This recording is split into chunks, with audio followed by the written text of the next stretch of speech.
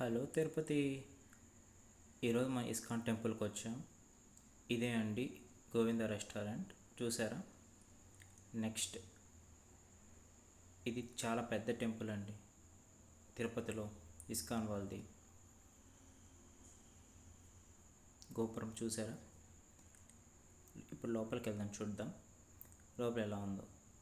Crowd మాత్రం చాలా బాగుంది. ఇది ఎంట్రన్స్. క్లోజ్ అయింది మేము యాక్చువల్గా వచ్చిన టయానికి.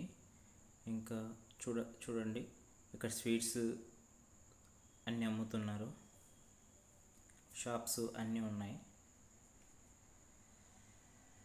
బుక్స్ కూడా అమ్ముతున్నారు. చూడండి, మొత్తం షాప్స్ అన్నీ ఉన్నాయి, చాలా షాప్స్ ఉన్నాయి.